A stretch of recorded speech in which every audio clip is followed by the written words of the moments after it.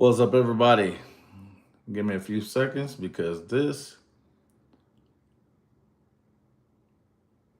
is not working like it's supposed to.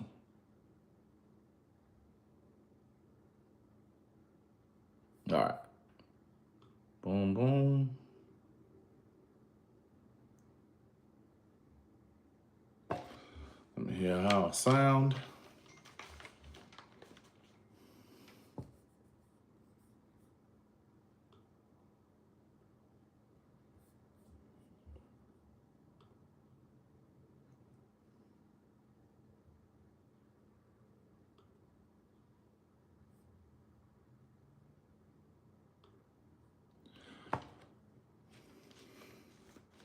All right.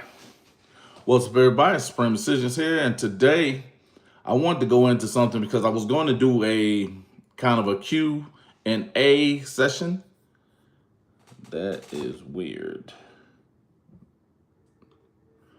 Yeah, I was going to do a Q&A session earlier today that actually got caught up because I was, back and forth on phone calls. But I wanted to talk to you today because you see me dropping things dealing with the principles of chess and how they affect you in law.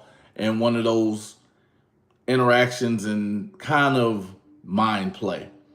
But now what I want to do is give you a quick podcast today. I'm actually going to record it kind of live for the most part. And I'm going to give you the aspects of chess as it relates to life in my perspective. I took some notes there on my iPad that's here in front of me. But I'm going to get into the simplicities of it. Then I'm going to go into different aspects of it. This is not going to be the typical legal portion of it. But I am going to come back on later on today after this one and do a second live show because apparently my software on the, what do you call it? On the computer isn't working like I would like it to, but we're going to make it do what it do. All right, the title of the podcast is Checkmate, How Life Mirrors the Game of Chess. Now I'm going to go over things such as the introduction to the chessboard and basically the chessboard of life. Then I'm going to your opening moves, which is your start of strategies, your life roles, kings, queens, and pawns. Go and talk about sacrifices, giving up to gain. Your mid-game decisions define destiny, your 3Ds. And then your end game, simplicity and focus. Then I'm gonna give you a couple final thoughts and I'll probably drop a poll on you because I wanna see what you got from this and where your actual mindset is as we're doing these. So again, welcome to chess and how it mirrors actual life. Now, what if life wasn't, or what if life isn't random, but it's a game of strategy? Now, the reason why I asked that, when I'm using something such as the metaphor of chess as a model for thinking, planning, and adapting, these are the things that we also have to understand when we're doing our legal strategies and implementing them in and outside the courtroom. Because no matter what the pressure situation is, we have to be able to use this. We have to be able to think, and it has to be clear and concise. We also have to be able to plan or put together that strategy from thinking. It has to, again, be clear. The plan itself has to be clear. And when there's something thrown at us that we weren't expecting, we have to be able to adapt or to adjust. These are the actual elements of chess. And most of us don't think of it on that level. And maybe it's because you're not really into it that way. Well, it's one of the games that my father gave me as a young lad, as some would say.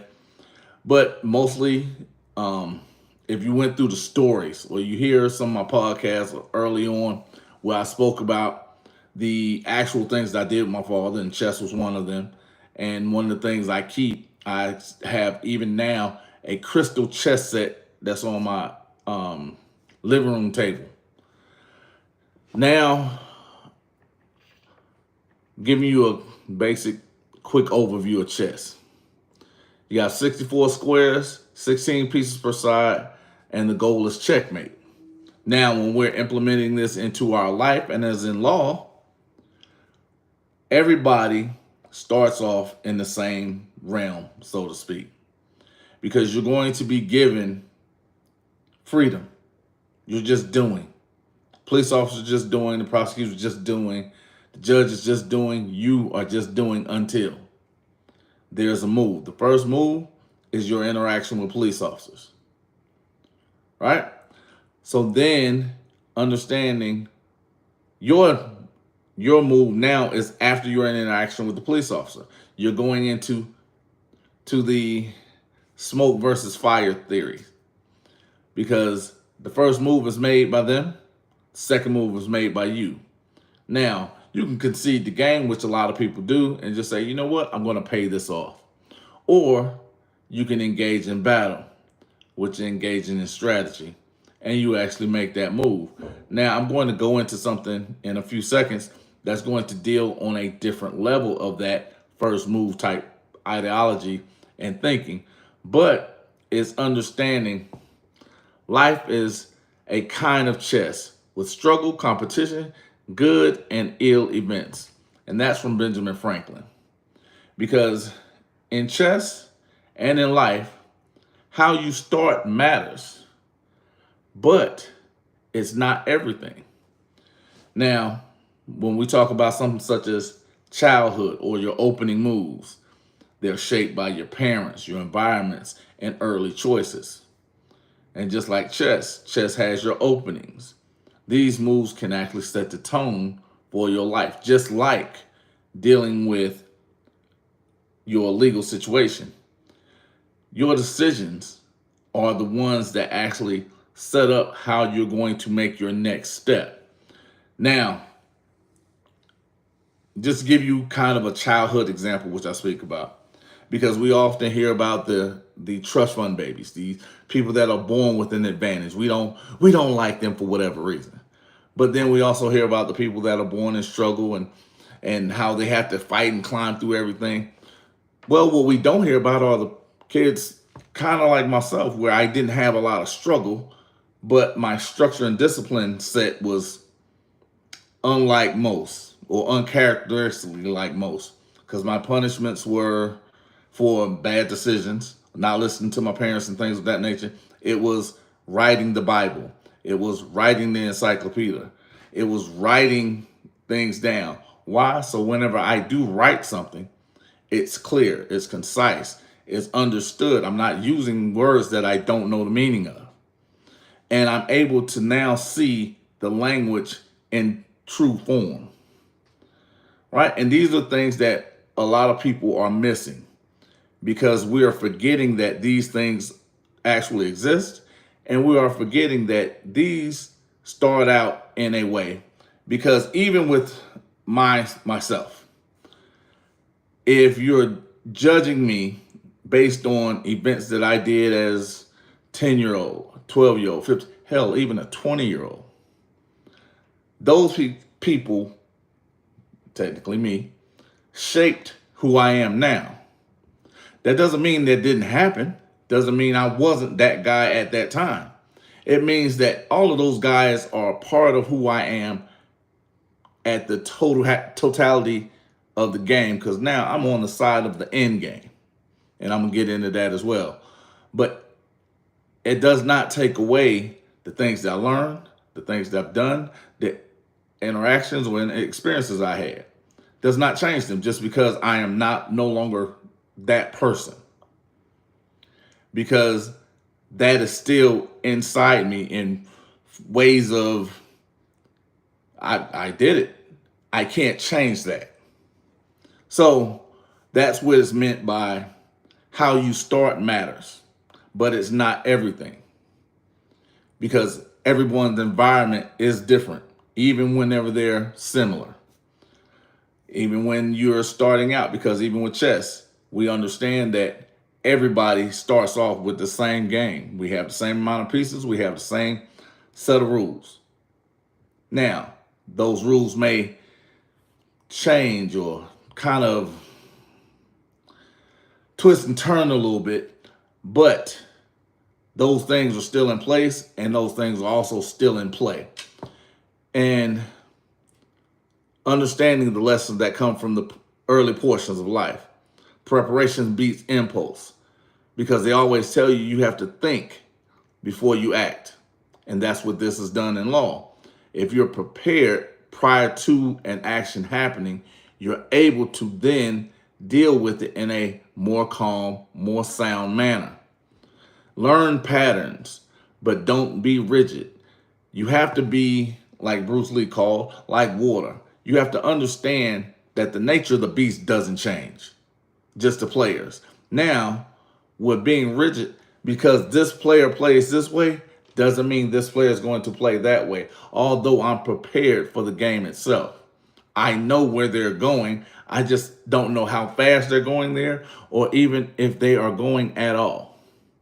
But these are, again, things that you're going to learn as we're going forward. And even poor openings can be recovered with smart play. Now, this is one of the things that I talk about when we're doing with law. A poor opening would be you get a citation. You have court in 30 days. You wait to day 27 to contact me. These are the things that actually put you behind the 8 ball. This is a poor opening. While there are means that can help you get to where you're trying to get to in a more concise manner, it's still something that you're missing for the most part. So worrying about catching up and playing from behind is never a good deal because, again, whenever we're talking about chess, if you want to be defensive, it must be offensive. And you also must make sure you're putting yourself in the best possible advantages for the cases that you're trying to win. And I got a question. What habits did you adopt early on that shaped your life? And that's actually one of the things that just kind of kind of directs you. One of the habits that I picked up early on was one of making sure I understand my opponent. It's something I did when I played basketball. It's something I did whenever I coached football and basketball. It's something that I do in marketing. I have to understand what my opponents are doing. I have to understand even in law, I have to make sure I am prepared fully for what's in front of me and what they are doing so I can understand checking these patterns, noticing tendencies. And even in the early portion is utilizing the things that I've learned and not allowing them to go by the wayside. And one of the great things, have you ever reinvented your opening strategy? Now, this is one of the things that comes from the art of war. Don't be afraid to reinvent yourself. And this is what a lot of people have done, because one of the most famous people to do it for me, especially here on YouTube, was Kevin Samuels. Because prior to his passing, I was going through some of his videos, and in my timeline, a video pops up because I was doing Art of War at the time. And it pops up. And I look at it because it was probably 7 years prior to the man that we know as Kevin Samuels. He spoke about how he was going to reinvent who he was because he was already doing YouTube videos. He talked about how he was going to change his image and even his speech patterns, which he did. And he used that to reinvent who Kevin Samuels was. And now that is the Kevin Samuels we know, not the one prior, because he was able to reinvent his opening. Now, let's talk about the roles in life. Kings, queens, and pawns. Because every piece has a different power and purpose, just like people. Now, before I get deep into this, I want you to understand something. I had one of my heroes for the most part. He was on I want to say he was on Matt Hoffa's podcast. And he said, well, life isn't like chess. He said, because your man, you might think he's a bishop and he's really something else. Now, I understood, but I don't think he understood the game. And here's why. I can go to any store and pick up a chessboard. I know the majority of the pieces are going to be pawns. I know there's going to be one king, going to be one queen. I know because all the pieces are. Now, even if I set them up wrong, do you know how else I could recognize what each piece is? Based on how they move. A lot of times what we try to do is assign a movement to something when it already moves. So when we're looking at chess and we're trying to say, oh no, it doesn't apply to life, it's because we're looking at it from the wrong lens. Because you can watch and see if your guy's a pawn or if he's a bishop by the way he moves. Now, most people that you're going to interact with are pawns. Why? Because if I look down at my chessboard on both sides, the majority of the pieces are pawns. That's life. Then you get 2 knights, 2 rooks, 2 bishops. But again, you still only have 1 king, 1 queen. Understand, the king can actually have things set up different. But again, these are things in life that can happen. And these are the things that we must recognize in life while we're playing this game. And basically, when we break down this, the king will be you, your core values, your health, your mental peace. Because if you lose either one of those, you're done. The queen, your greatest strength, your intellect, your creativity, your influences. Now, could you get away with a few of those? Absolutely. Because you can still have it, but you're stronger with it. Your rooks, bishop, and knight, your relationships, your skills, your intuition. Again, these are things that enhance you. Your pawns, small choices, often underestimated. Now, I had one, why would I trade a knight for a pawn? Because remember, my relationships, my skills, my intuition. The pawns are small decisions, or often small decisions that can be big later. Now, these are things that when we're talking about in law, the king would be your survival, your inner self, your mentality, your valued worth, right? The relationships is understanding who each person is in the courtroom and how they do their job, basically how they move. Because now the pawns are the police officers, because they're much more pawns or much more police officers than they are prosecutors. There are much more prosecutors than there are judges. Often understanding, paying attention how they move allows you to actually take advantage of each one of those at each level. Now, your real life takeaway from that is you have to understand and respect each piece. Earn a pawn, or even a pawn can be promoted to a queen. That was one thing I was getting to earlier, because even a pawn can become a queen. Life is not about power.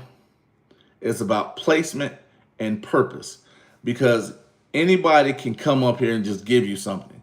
If you don't understand how to use it, you not only will you lose it, but you'll also misuse it and guide yourself somewhere that you're not prepared to be at. That is the thing that offers you purpose, because your purpose is what you'll be able to stand on no matter what pressure is applied. Now, here's a great question. What role do you play in most rooms? So when you're going to walk into the courtroom, what role are you playing? Are you going in there as a king, as a queen, as a knight, or are you walking in as part of the sheep that's a pawn? Think about that. Now, again, these are real life questions that you ask yourself, because you can lie to me, you can lie to on the internet, you can do it. Can you lie to yourself? Let me get a little sip of this yak while I keep going.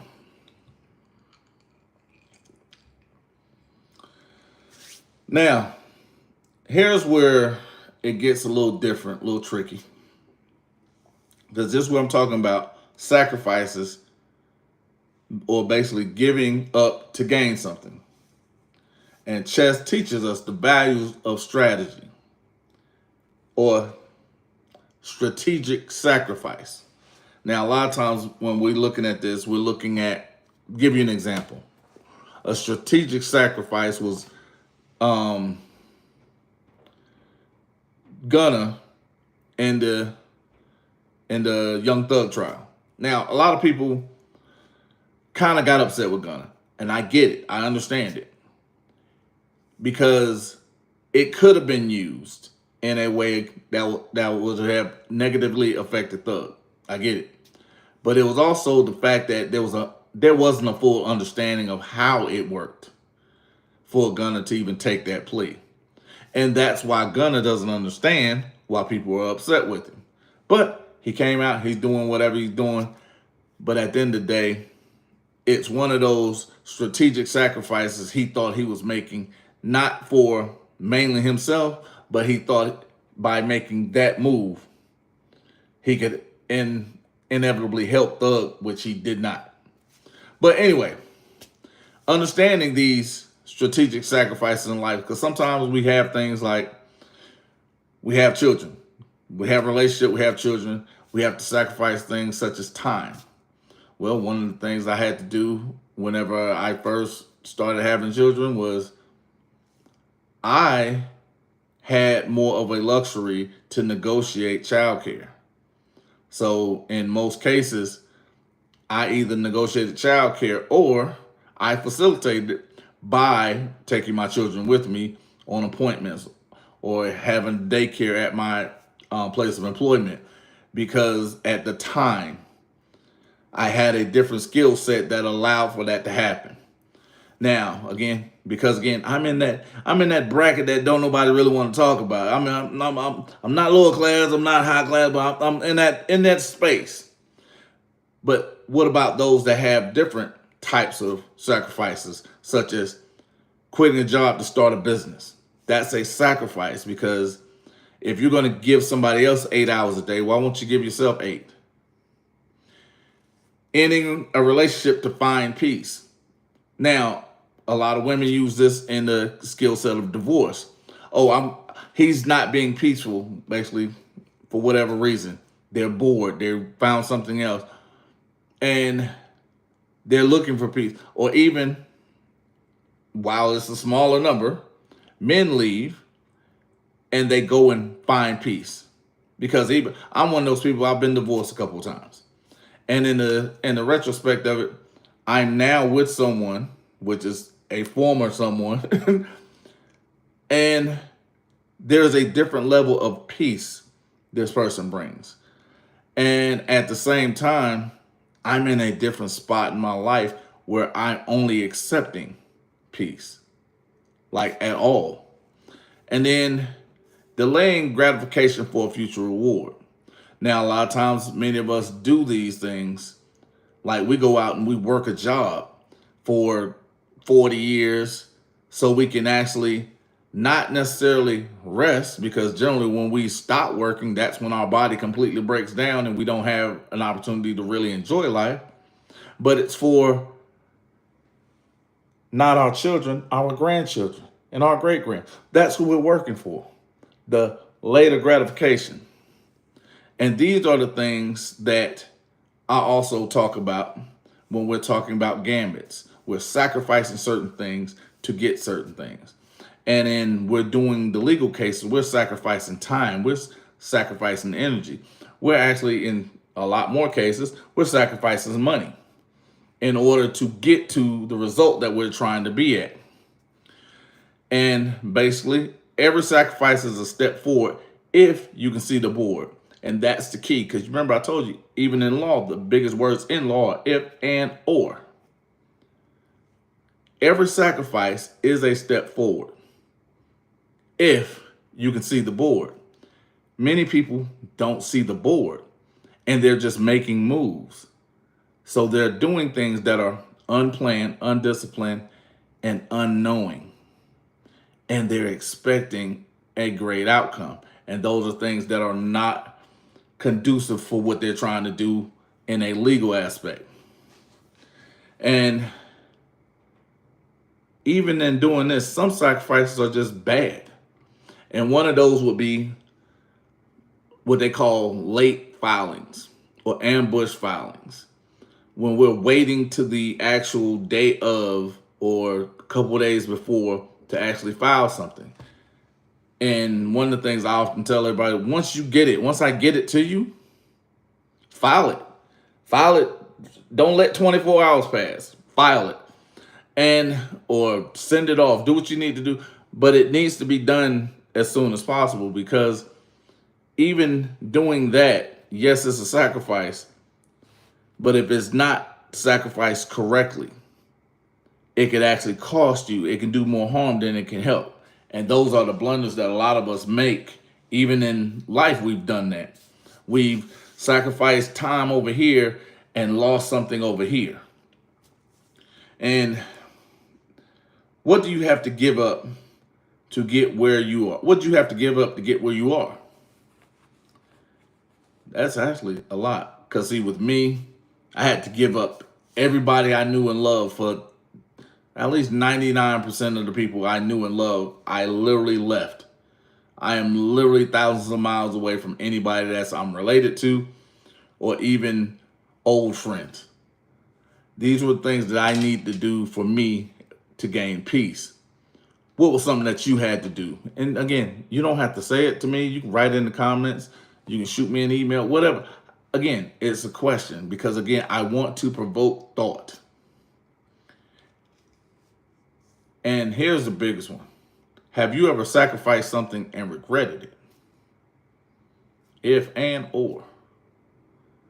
Because we've all made sacrifices, but have you done one and regretted it? Because that's the flip side of it. Now, there were times that were, people can say, oh, well, in this relationship, I sacrificed this and I could have done it better. I could have done this. I I did a lot of sacrifice, and at the time it was best for that time. Regretting it, it was something I look at as necessary. So it's not really a regret, but it was a learning moment. Now, is there something that you can come up with for you? Again, this is for you. Can you answer that question for yourself? Now, let's talk about the mid game. Decisions define destiny. 3Ds. Decisions define destiny. Now, in both chess and life, the mid game is where the real work happens. And again, so is law. The pieces are out, the board is messy, just like adulthood. Adaptability is power. I'm going to say that one more time. Adaptability is power. Now, I told you, chessboard. Everybody got the same pieces. Everybody has the same layout. Not everybody has the same strategy. However, certain strategies are kind of locked in. You can tell where they're going. You just got to understand how fast and who that person is. And then we're going with tactics versus strategy. Because a tactic is something that you are locked into. Strategy is something that is adaptable. I'm going to say that one more time. Tactic is what the prosecutor and DA and the judge is locked into. Why? Their tactics are in, what do you call that? The organic code of the state, or in the federal rules of in the rules of criminal procedure. They're locked in. Now, your strategy can be to force their hand to do something. But if they do something that kind of falls outside of your norm by following their tactics, you now have to be able to adopt or adapt to that to counter their tactics. And think several moves ahead, but stay present. And again, generally, whenever I talk with somebody, I'll give you 2, 3 steps out because there's a variable that I don't know. And then when that variable comes in, we're already answered. Because even like today, I had a young man that called me. He goes, "Hey, I have this and this was that." And I told him, I said, "No, I think we've already done that." So when he went back, he goes, "Oh my God, we've already," because again, we're not sitting there on our hands. We're not holding anything. I give it to you. We've already adopted to it. We've already addressed that. We're on to this next one. And these are the things that most people don't. It was moving faster than he actually even understood what was going on. So now I understand my strategy has to be tweaked a little bit because we're moving at a pace that's faster and more comfortable. He's not as comfortable in because he's not seeing how the game is being played. He doesn't see the board. But since I do, I now have to guide him, which is not really a big deal, but it's understanding this game because I've been playing it for a long time. And mistakes in mid-game are hard to recover from, but not impossible. Again, same with legal strategy. If you misfile something because you're nervous, you're antsy. Let's say you send me something and for whatever reason, I don't get it back to you in the time you think you should have it. So you do something, and I'll tell you, don't worry about it. I can clean it up. In the middle of the fight, it's a little different cleanup, but it's not impossible. Or I'll tell somebody, such as someone in a foreclosure. Okay, you have to answer. That's the biggest part of all of this. If you're able to answer, you're able to actually get to where you're trying to get to. And let's say they forget to give me something and then they get a second note. That's not a bad issue, but it is something that we can recover from. Because it's not impossible, but it does put you in a different position. Because just like I had one, told the young man, I said, okay, if y'all wait to the last minute to do this, then the price is going to change because now we have something else that we have to do that's not the simple one. Because we can do it simple or we can do it difficult because you want to wait. And then when they waited, they thought that I was going to stay here. No, we have a different fight now because you waited. And these are, again, they're hard to recover from if you don't follow instructions, but they're not impossible. Because I'm going to tell you the root of all things. If you got enough money, you can correct any situation. Point blank, period. You can, but most of the people don't have it, don't want it, don't see it, or don't care to spend it. And that's the problem. So whenever we're going through these situations, it's understanding because I let them know up front, hey, this is how we're moving. If you don't want to move this way, this is option number 2, because if it gets to this point, it's a different fight.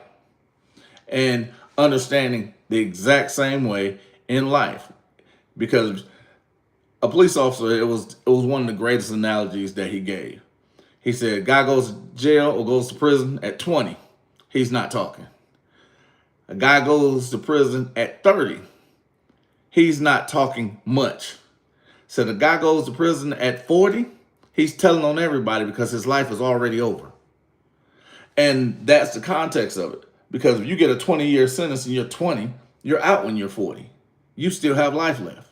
You go in at 30, you just can't do a whole bunch of time. But if you go in at 40, you are dying in prison. Because that's the context of it. You're understanding that. So even in those things, they're harder to recover from because now you're in the middle of the game.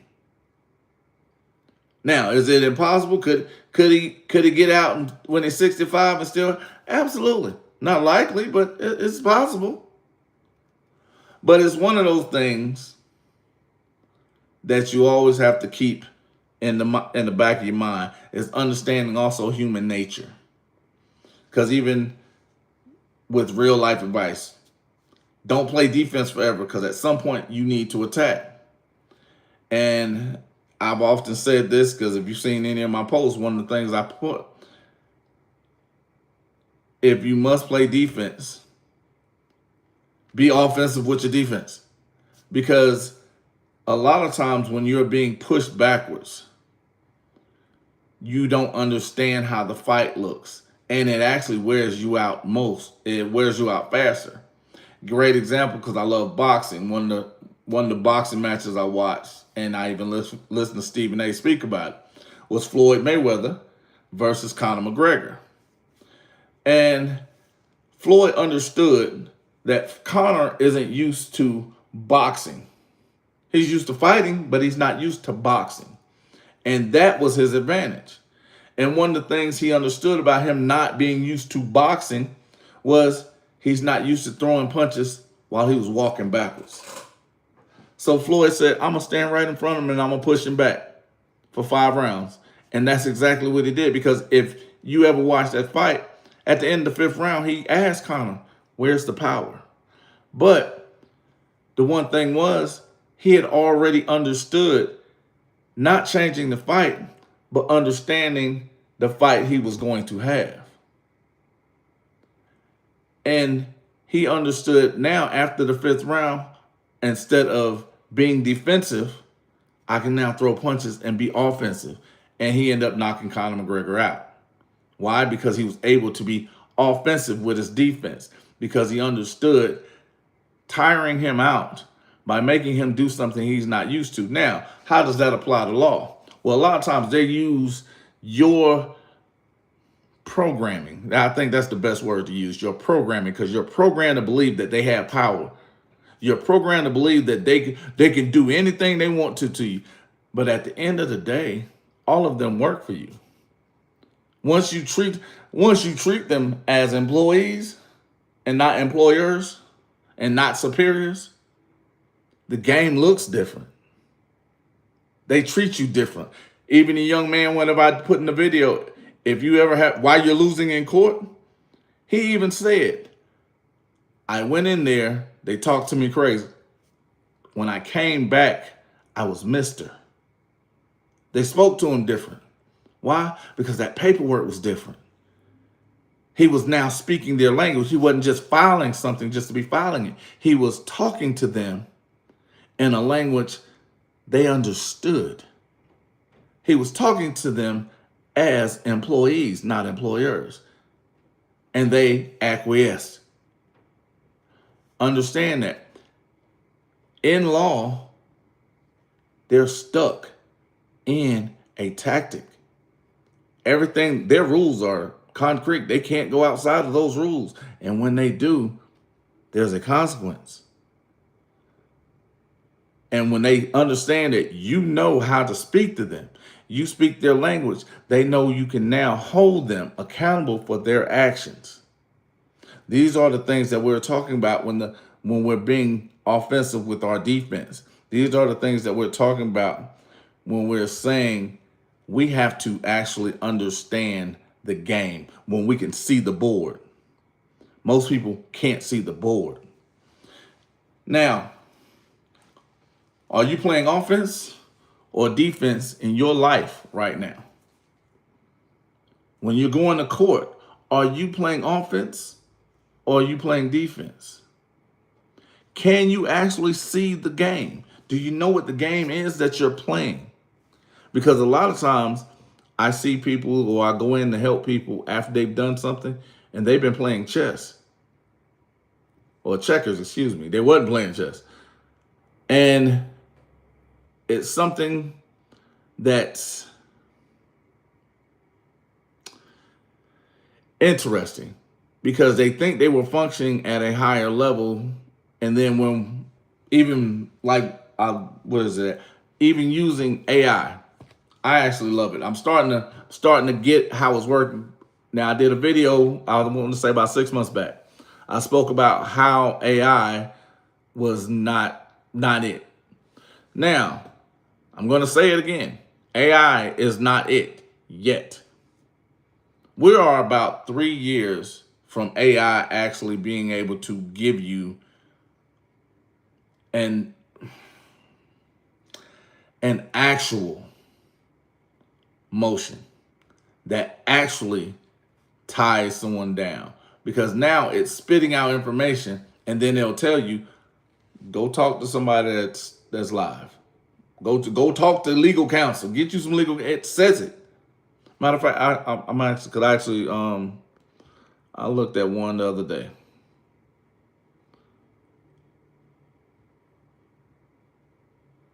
This is just a sample. If you would like to move further in this, go and consult an attorney or someone with legal education, because this is this is from the internet. Now, it doesn't say internet, but anyway, this is Google. Basically, that's what it says. This is Google. But what it's telling you is, when you understand the majority of the information on the internet right now is what was the number? 90, 91, 92% is not accurate. And then 2, it's not speaking the language of the court. Now, in 3 years, oh, absolutely. Because I actually had a young lady that I was working with, that I am working with. She was like, "Oh my God, I spent, I think, $700 or $800 on this AI software, this AI legal software." And she was like, "Oh my God, I'm feeding it paper and it's giving me all this and all that." So she sends me a couple copies. I felt like I was a college professor, because there was so many red lines. Change this, change this, change this, change this, change that word, change this, take that out. Because it's giving her back a more refined version of what she's giving it. And it's generally coming from the prosecution. But then it's also not giving her the language that's necessary to be effective. Now, and it tells you this is just a guide. Because right now, that's all it is. This is direction, but you have to feed it the right questions. You have to feed it, because it can't give you strategy. That is the one thing about it. It can give you directions. It can't give you strategy. It can't give you any more than you can give it. And when it gives it to you, it can only give you what it has. Right now, has it gotten better over the last 6? Absolutely. It is far better than it was 6 months ago. And 6 months from now, it'll be far better than it is now. But I say 3 years, 36 months before it'll actually be able to give you a concrete, usable motion for court, because by then it'll now have enough language that goes into these motions that actually are effective. So it's understanding that aspect of it. I lost my section.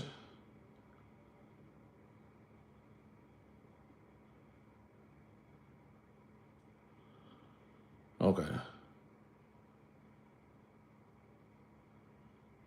Give me 1 second. I lost my whole place.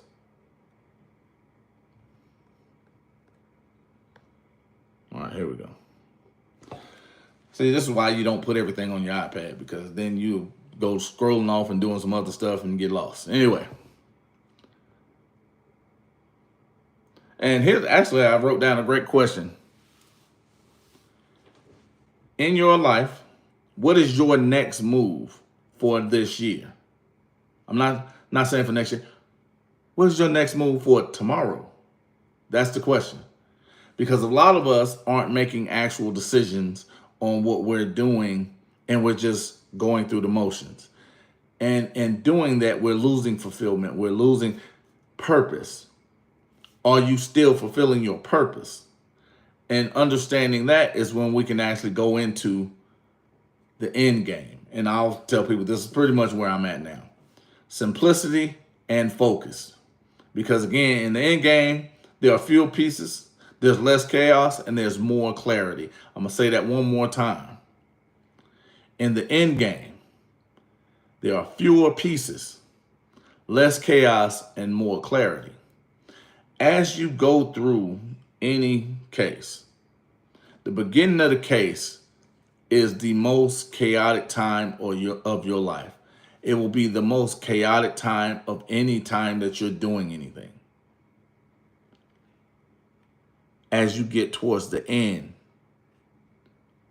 it's less chaos, more clarity, because now you being right on where you're trying to get to on your purpose, now you understand you can now direct other minds. And this is where I'm talking about going into the jury effect. Now, life as you age, you focus on essentials: time, legacy, peace. If I'm wrong, put it in the comments. I actually do want that in the comments. Time, legacy, and peace. I choose my time in a different context now. My legacy is making sure my son is taken care of when I'm gone. My peace is I don't want any disturbance to my happiness. I don't care what it looks like, as long as it's quiet. It's here. I don't need any extra. Don't want any extra. I want to keep the mental clarity that I have right now. Because the little things, like minor issues, these lose importance. When we're talking about these things in law, we're putting our time into our purpose.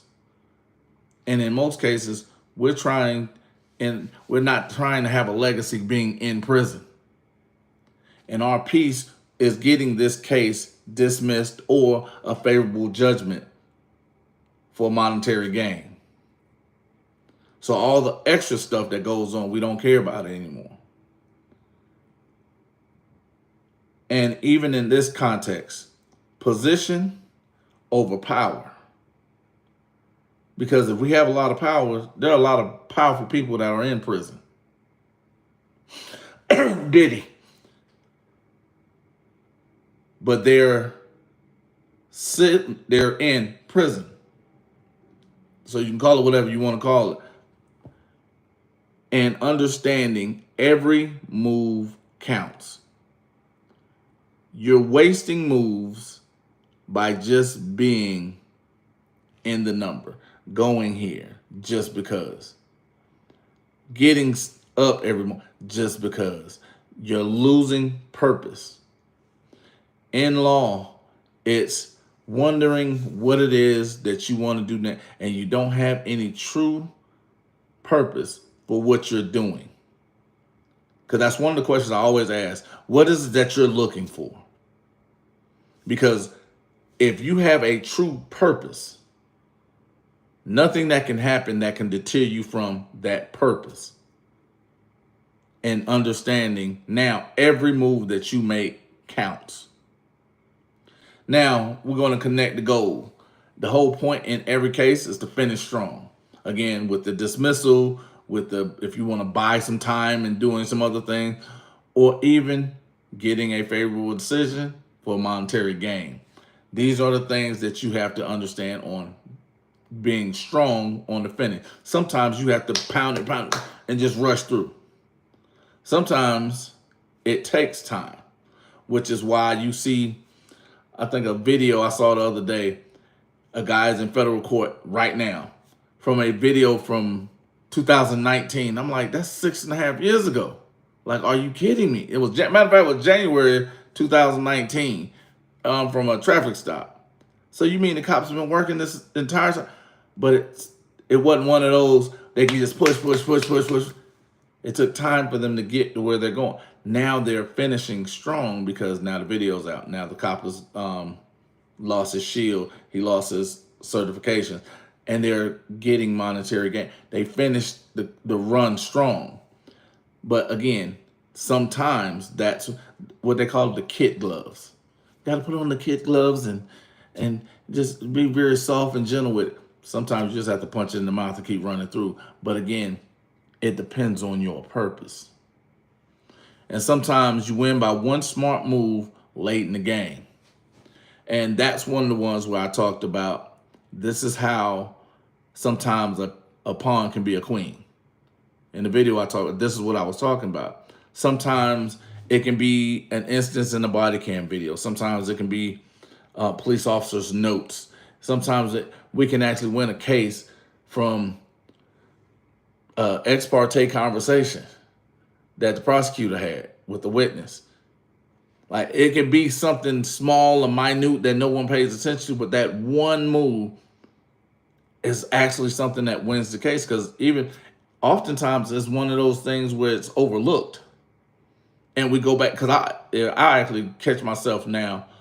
I'm helping somebody, I'll go back in and look at the case again. Just chilling one day, I might go back in and just look at, like, oh, hey, did you think about this? Did you see this? And now all of a sudden the case is getting dismissed, or they're making offers. Now, even in the context of this, what is the legacy you are building? Because remember, all these questions, well, majority of these questions are questions that I'm using for you to kind of think. Think about what it is that you're building. What is your purpose? What are you doing it for? Even your legal cases. Are you fighting just so you can stay out and be free? Are you fighting to be left alone? Are you fighting to show later generations that standing up can be? What is your purpose? What are you building your legacy for? And next part of that is, are you simplifying your life? Because simplicity in life, for me, is the end goal. The simplicity and the peace is the one thing that I actually want to keep moving forward and actually keep doing the things that I've been doing and loving and enjoying. And man, it's different for me. So what does it look like for you? And I'm gonna give a quick shout out to Jingy. I saw you earlier when you came in. I appreciate you.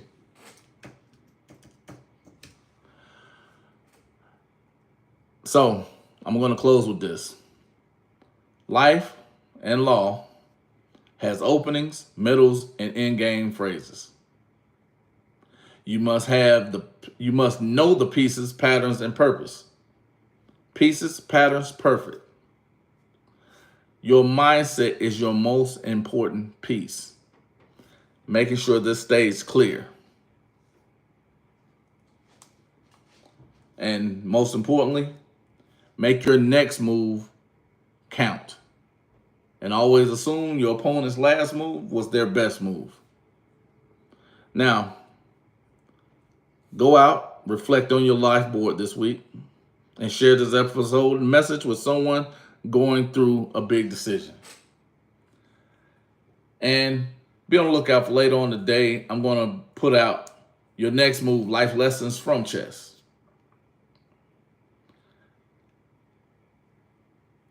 And which chess pieces best represent your life right now? And what's one move you regret, and what did it teach you? And this is Supreme, and I'm out. I'm going to finish my yak.